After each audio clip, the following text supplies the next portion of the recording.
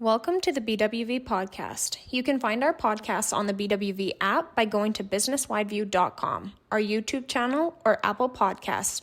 If you want to find other cool, new, educational information for farmers and ranchers and pretty much anyone who is in agriculture business, go to businesswideview.com or follow BWV on our social media pages like Facebook, Instagram, Twitter, TikTok, YouTube, you name it, we're there.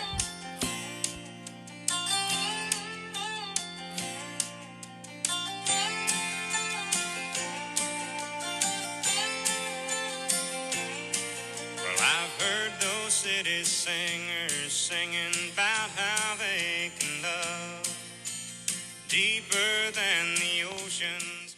Hello, everybody. Welcome back to my favorite day of the week. It's Thursday, which means a new podcast is getting released. Before we get started, I'll give a shout out to our sponsors. So we have Team, the electronic auction mart, is owned and operated by the Calgary Stockyards. Premium Ag, Rain makes grain. Great management makes more. 840 CFCW, the home of the Dean Thorpe's Egg Show, hosted Monday to Friday at noon, found on the 840 AM dial, cfcw.com, or the Business Wide Views app's markets page. CLHBid, selling farm and ranch land is all they do. And Agfinity is dedicated to connecting a community of grain buyers and sellers. So yes, it's Thursday. It's another podcast that we are releasing today. I'm very excited for this one. We spent the evening on Monday, June 26th, with Agfinity, CLHBid, and a few producers and past podcast guests at the Ponoka Stampede. So that was a great evening, just talking agriculture, enjoying the rodeo, and having a couple beverages. So we couldn't complain about that. Huge shout out to CLHBid for opening their booth up to Business Wideview. And for all of our guests that came, it was an awesome night. Couldn't have asked for better people to spend the evening with. So speaking of CLHBid, we have Bridget from CLHBid that will be joining us today. Bridget is an awesome individual. She's very smart. She's an accountant. So she plays a huge role in CLHBid. And the whole team at CLH is just so awesome. We are so blessed to be partners with them and friends. So without further ado, I will let Bridget tell her story. We hope you guys enjoy it. And yeah, we'll see you guys next week. Well, I come from the country and I know I ain't seen it all. But I heard that ocean's salty and the stars they sometimes fall. And that would not do justice to the way I feel for you. So I had to sing. We are so excited to have you on our podcast, Bridget. It has been a long time coming.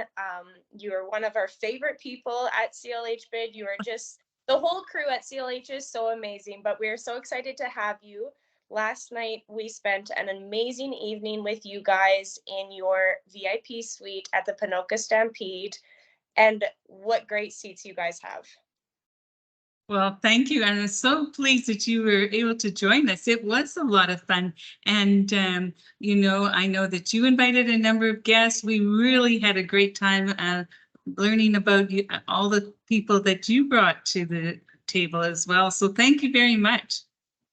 Oh, thank you very much for inviting us. Yeah, it was awesome. We always have the best time with CLH, so it was great. Yeah, isn't that the truth? Yeah, it's such a, that's just an example of, CLHBid team. They're always so welcoming and welcoming us on behalf of Business Wideview in the booth there last night to host some guests and share some laughs and have a couple cold beverages. Thank you so much, Bridget. Appreciate it. My pleasure. And, we're looking forward to a whole week of nice weather. It was beautiful last night and continued on today. So. Yeah, you can't ask for much better. It makes some cold beverages go down a little smoother when it's that warm out. So that's great. You're right, Skylar. So, yeah. Well, let's jump right in. So Bridget. Sorry, BJ. No, that's okay. I hope our connection's okay. It could be me. It sounds like it's a little glitchy at times, but if it gets too bad, we'll have to restart it. But I'd like to start with Bridget. I've got a couple of questions for you, but before we get rolling too deep into the questions, can you tell us a little bit about your background and how you got involved in the agriculture industry? My background, quite easy. I've been a CPA for a long time, and I was a managing partner of MMP for a number of years, and then decided, to retire. And that lasted for about, it wasn't even a year. And Roy Carter was starting up, so I was really interested and intrigued by CLHBid.com and what it had to offer. And I had always dealt with ag clients, many ag clients over the years with MNP. And, I also grew up on a farm. My husband and I still live on a farm. He sold his cattle at least 3 times, thinking he's going to retire, but always gets back in. So agriculture definitely is in my bones. Yeah, totally. Yeah. So, well, yeah, that's amazing. So, how many years were you with MNP, Bridget, if you don't mind me Well, asking? I think a series of mergers. We joined M&P actually when it was just starting to become quite a regional firm. I think there was less than 50 partners when I joined, and now there's over 1,000. So certainly it's been a great, story, and I was really happy to be part of that growth. MMP, so we were there. I was probably part of MMP 17 years. Before that, I was in a firm of a number of partners. I was one of the partners.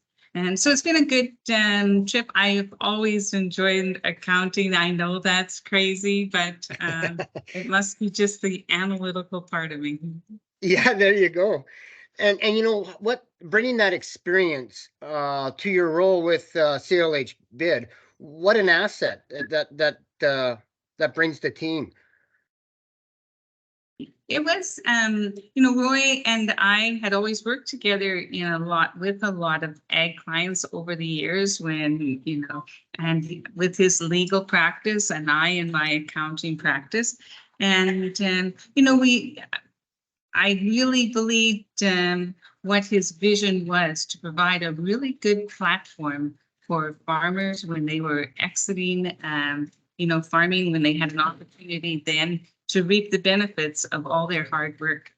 And so, CLH Bid is an online escalating tender, as you well know, and it's just an opportunity to sell your farmland on this platform and maximize your value. Yeah, totally.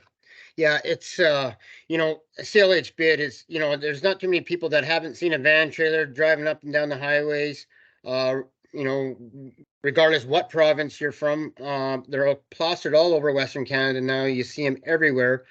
It's I think it's really not starting. It's already started, but I mean the people that are aware of what CLH Bid does and how it is, the only way of,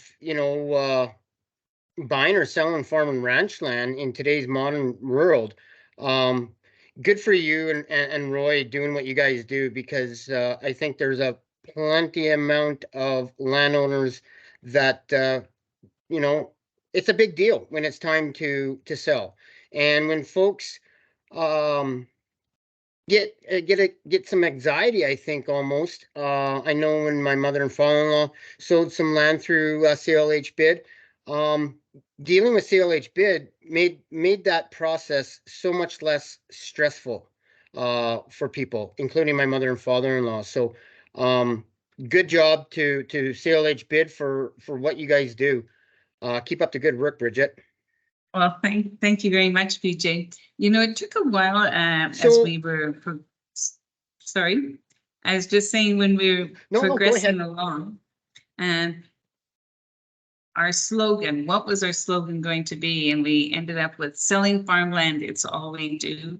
We really are a niche market, and we, you know, we want to very much be the person who people will turn to when they are in agriculture. Yeah. Yeah, totally. And, you know, as we're, what would be some of the advantages of selling farm or ranch land with CLHBid? Bridget, off the top of your head, what are some of the key advantages using the CLHBid platform? I think it's right from the very beginning. You know, we really try to understand where these person is, where they are in terms of, you know, are they finished farming? Are they renting? What are their agreements? We really try to understand how we can help them, not just in the sale of land, but in the whole transition. And so I think that's something we bring. Roy with his legal background, myself with my accounting background. Of course, one of the first questions people ask, you know, eligible for capital gains exemption. And, you know, for a full-time farmer, that seems like a pretty straightforward question. But what if you're the child of full-time farmer? What if you've been renting the land for a number of years? You know, there's so many different situations. What if, you know, farmer has passed away and now daughter-in-law is farming it? What are the, you know, what are the implications? And all of those things we can discuss with them and, you know, lead them in the right direction. We work very closely with their accounting advisors, but at the same time, ensuring that they're thinking of all of these questions to take to them. It's quite, Yeah, totally. you know, the capital gains exemption is a very complex legislation, and very important that you meet all of the requirements in order to be eligible. And so that's where, you know, we'll give them some homework so that they can take that back to their accounting advisors and ensure they're getting the right answers. So, Yeah. you know, there's situations where even though you are not farming yourself, you can be eligible because your father did or your grandfather did. Mm-hmm.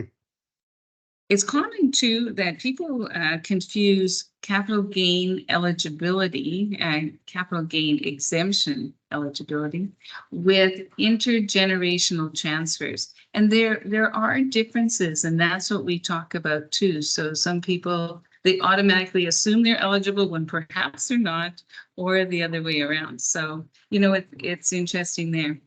That's, you know, here I am talking about the accounting perspective, but again, there's so many other perspectives. You know, people come here and they want to sell land. You know, we review it all. We find out they don't have access.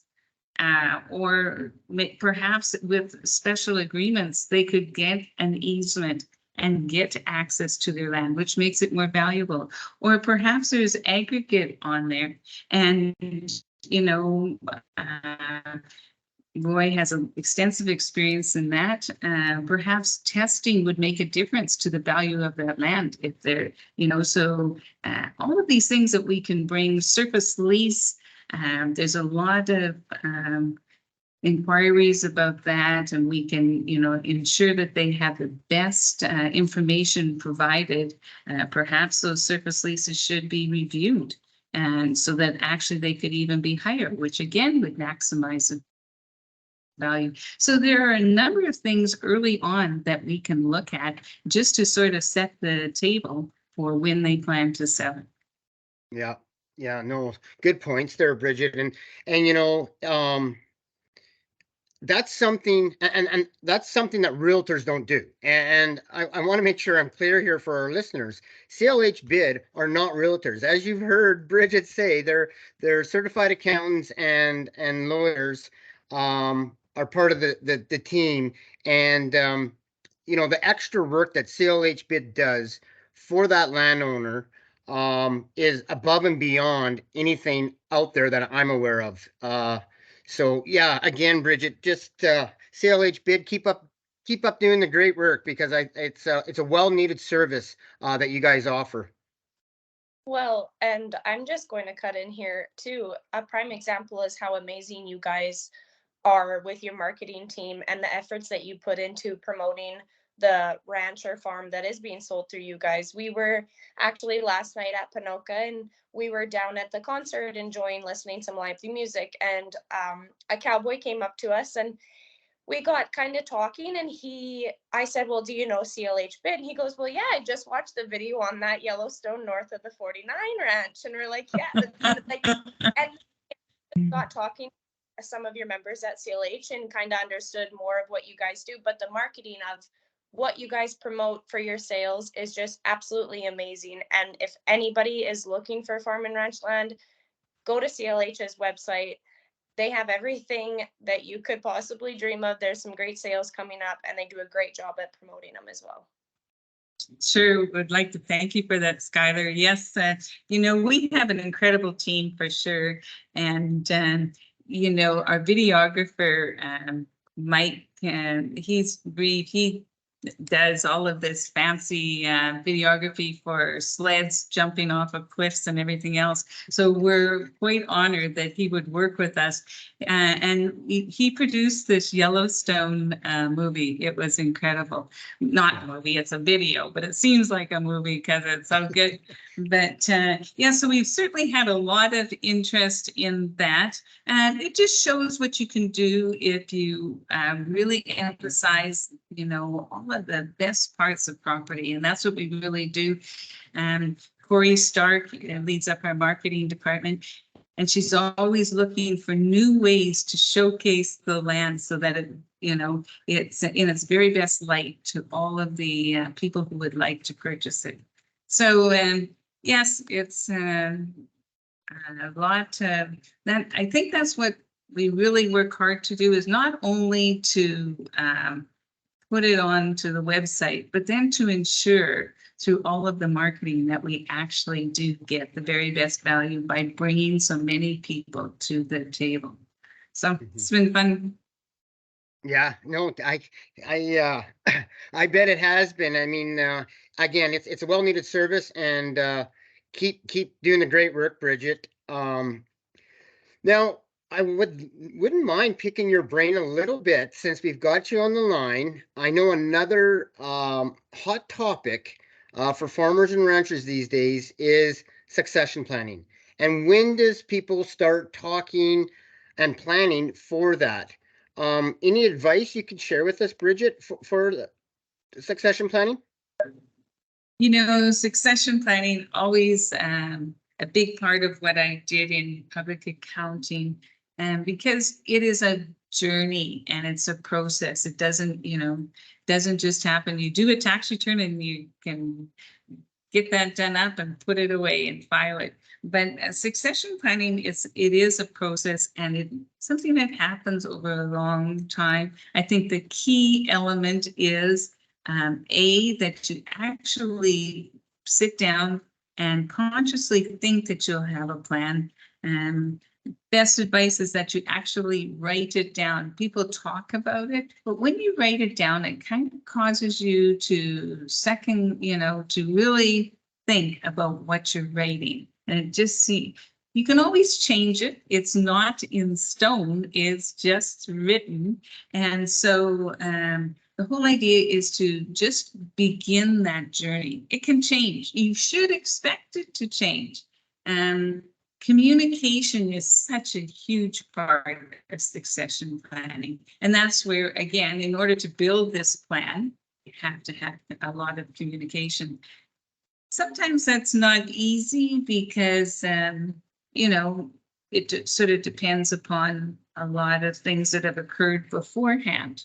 It may not be the style of the person who is transferring it, or the person who is going to be the person who will take over. And so sometimes I recommend that you get facilitator involved. And so a facilitator will ask questions that will have to be, answered by each party, not just one. The patriarch and sometimes the matriarch tend to be the ones who speak up and answer all the questions. But that isn't, that's not going to, in the end, likely be successful. It is amazing how when people are asked separately and, individually, a lot of times facilitators will ask people not even while the other is around, so they'll ask the father, the mother, the son, the daughter-in-law, the other 3 siblings that aren't even farming. So what do you think about all of this? And so it is a process. People shouldn't expect that it'll just happen, immediately, that they'll have a 3-hour session and we got it planned. It's something that has to be continually worked on. I've seen a number of them and totally the outcome is not what the farmer, the father thought, and in the end, it's not that he was disappointed or whatever, it's just that it was different. And actually it helped to facilitate relationships. Because at the end of the day, isn't that what is most important, is relationships. So, yes, it is a process. I really encourage people to seek out, facilitation and at least start on a plan. A lot of it can be, there's a lot of hard work that can be done on your own, but to at least start the plan, I think it actually is useful and helpful. There are a lot of good succession planners, and then I would definitely recommend that route. Yeah. Oh, good advice. So I once heard that it's never too soon to start planning your succession plan. Would you agree with that? Wise words, BJ. Yes, that's exactly right. And I think it just gets you in the mode of writing plans, and sharing them. Actually, that's probably the most important part. As farms get larger and larger, it even becomes so much more important. And, typically there are a number of siblings, and typically not all of them will farm. So, that has to be discussed. Fair, as we all know, fair is not equal, but still there has to be some considerations of all of the whole family.